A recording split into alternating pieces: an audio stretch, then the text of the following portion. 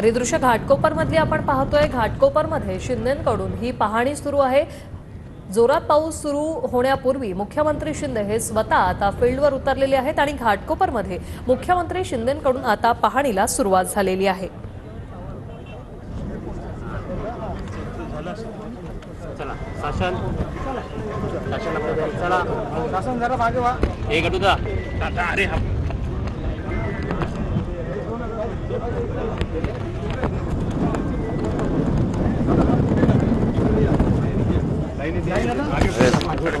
अजिबात पुढे जायचं नाही, अजिबात थोडं चिकू नको रे, थोडं लांब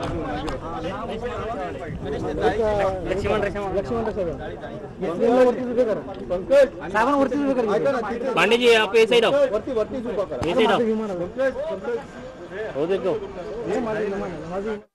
परमधील दरड प्रवण क्षेत्रात मुख्यमंत्र्यांकडून स्वतः पाहणी करण्यात आलेली आहे। पावसाळ्यात कोणताही अनुचित प्रकार घडू नये यासाठी कोणत्या उपाययोजना केलेल्या आहेत किंवा अजून कोणत्या उपाययोजना करू शकतो या संदर्भातली पाहणी सध्या मुख्यमंत्री शिंदे करतात। या सगळ्या संदर्भातली माहिती देखील ते जाणून घेतायत।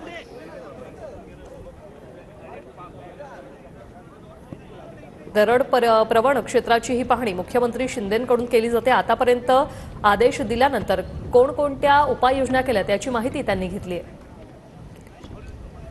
तर गिरीश गायकवाड आमचे प्रतिनिधी आपल्या सोबत थेट जोडले गेलेले आहेत। गिरीश, स्वतः घाटकोपरमध्ये मुख्यमंत्र्यांकडून पाहणी सुरू आहे, काय सांगाल?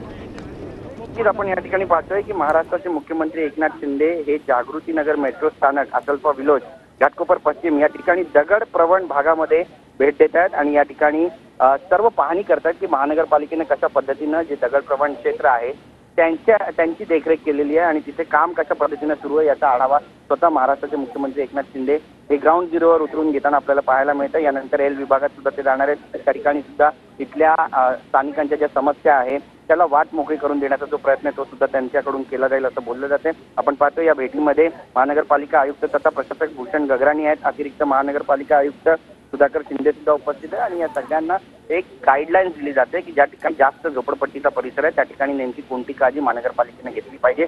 जर पाऊस जास्त झाला, दगड प्रवण क्षेत्रामध्ये एखादी घटना घडली तर त्याच्याशी दोन हाणकाळ कशा पद्धतीनं करायचं आहे हे सगळं सुद्धा महाराष्ट्राचे मुख्यमंत्री एकनाथ या सगळ्या महानगरपालिकेच्या आयुक्तांना आणि पदाधिकाऱ्यांना कार्यकर्त्यांना आपल्याला सांगताना पाहायला मिळतं। बरीचशी गर्दी या ठिकाणी झालेली आहे। दिलीप मामा लांडे जे इथले स्थानिक आमदार आहेत ते सुद्धा या ठिकाणी पोहोचलेले आहेत आणि स्वतः पायी चालत जवळपास 15 मिनिटं डोंगर चढून महाराष्ट्राचे मुख्यमंत्री एकनाथ शिंदे या ठिकाणी पोहोचलेत आणि आता महाराष्ट्राचे मुख्यमंत्री एकनाथ शिंदे हे नेमकी आपली काय भूमिका मांडणार आहे या सगळ्यांबद्दल सुद्धा आपण या ठिकाणी पाहणार आहोत। काहीच वेळात ते प्रसार माध्यमांशी सुद्धा बोलणार आहे, पण आपण पाहतोय की पहिल्यांदाच महाराष्ट्राचे मुख्यमंत्री स्वतः अशा प्रकारे असल्फा इथल्या या टेकडीवरती पोहोचलेले आहेत आणि या संपूर्ण परिसराचा त्यांनी आढावा घेतलाय। फुलं सुद्धा त्यांच्यावरती या निमित्तानं उधळण्यात आली। इथले जे स्थानिक पदाधिकारी आहेत आणि इथली जी स्थानिक जनता आहे त्यांनी त्यांचं स्वागत सुद्धा या ठिकाणी केल्याचं आपल्याला स्पष्टपणे पाहायला मिळतंय। पण हे पहिल्यांदाच घडतंय की महाराष्ट्राचे मुख्यमंत्री एकनाथ शिंदे हे स्वतः ग्राउंड झिरोवर उतरलेले आहेत आणि आता ऍक्शन मोडमध्ये आले।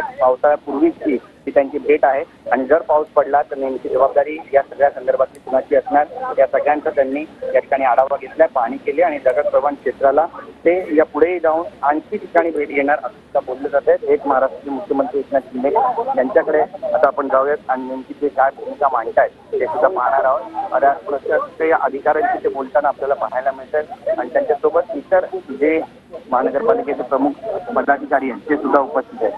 वृषाली, नक्कीच गिरीश, या आधी देखील मुख्यमंत्र्यांनी पावसाळ्यात कोणताही अनुचित प्रकार घडू नये यासाठी सर्व खबरदारी घेण्याचे आदेश दिले होते। ते सगळे आदेश इथे पूर्ण झालेले आहेत का किंवा अजून कोणत्या उपाययोजना होत आहेत का हे पाहण्यासाठी स्वतः मुख्यमंत्री आले, ते माध्यमांशी बोलतायत, आपण ऐकूया।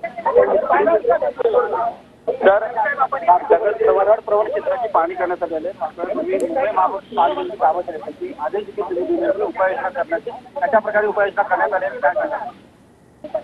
आता जेव्हा महापालिकेमध्ये आढावा बैठक त्यावेळेस आयुक्तांना सांगितलं होतं की